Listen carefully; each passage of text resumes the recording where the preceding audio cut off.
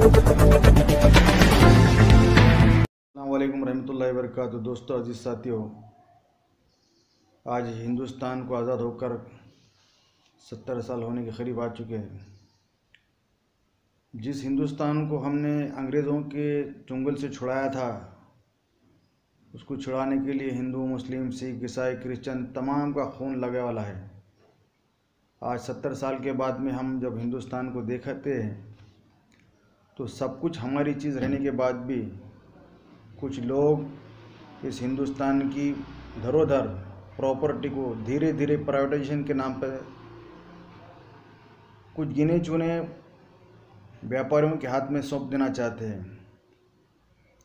जिस अंग्रेज़ों से हमने इस देश को आज़ाद किया, अब इन दलालों से इस देश को आज़ाद करने का वक्त आ चुका है। आप देखते हैं कि इस 6 साल के अंदर इस देश के अंदर का जो प्राइवेटाइजेशन का जो काम चालू है, मुसलसल आप देखते हैं कि हर जगह पे बैंकिंग प्राइवेटाइजेशन, रेलवे का प्राइवेट, अब बैंकिंग के प्राइवेट के बाद में एयरप्लेन यानी हवाई जहाज़ का प्राइवेट, जहाँ जहाँ पर भी यानी मुख्य धारा जो थी हिंदुस्तान की, जो न्यू समझी जाती थी रेलवे, उसको भी नीलामी की तरफ गवर्नमेंट लेकर जा रही है। ये बड़े अफसोस और दुख की बात है। गवर्नमेंट के अंदर जब इतनी अगर ताकत नहीं चलाने की, आप अगर हेलीकॉप्टर नहीं चला सकते, आप बस नहीं चला सकते, आप रेल नहीं चला सकते, फिर आप देश कैसा चला रहे हो। और इसके अंदर हम तो कि नहीं हिंदुस्तान के प्रेसिडेंट ऑफ इंडिया से डिमांड करेंगे कि ये तमाम मैटर के अंदर आपको कि नहीं इन्वॉल्व होकर देखना पड़ेगा कि ये वाकई है कि नहीं हिंदुस्तान की गवर्नमेंट ये पब्लिक इंटरेस्ट के अंदर, नेशन इंटरेस्ट के अंदर काम कर रही है या ख़ुद की प्राइवेट की नहीं इंटरेस्ट के अंदर वर्क कर रही है, देखना बहुत ज़रूरी है।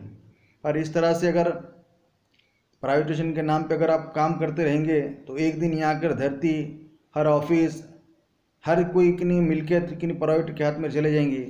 जिस तरह से हम अंग्रेज़ों के ग़ुलाम थे, आज 70 साल के बाद में हमको कुछ की नहीं गिने चुने अंबानी, अडानी, ये जो से बड़े बड़े लोगों के हाथ में हमको ग़ुलामी का कटोरा हाथ में लेना पड़ेगा। तो हम इंडियन यूनियन मुस्लिम लीग महाराष्ट्र जो हुकूमत हिंद जो कर रही है प्राइवेटाइजेशन, उसका टोटली हम कि नहीं बाइकआउट करते हैं, उसका कंडम करते हैं और हिंदुस्तान की प्रेसिडेंट से ये डिमांड करते हैं कि अगर रेलवे मिनिस्टर अगर चाहता है कि भाई रेलवे का प्राइवेटाइजेशन होगा तो फिर रेलवे के खाते के अंदर रेलवे मिनिस्ट्री की ज़रूरत क्या है।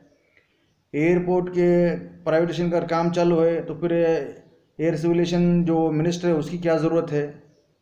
यानी जो जो मिनिस्ट्री अगर प्राइवेटाइजेशन की तरफ आगे बढ़ रही है तो वो मिनिस्ट्री ख़त्म करना चाहिए, तो उसका ख़र्चा ख़त्म करना चाहिए।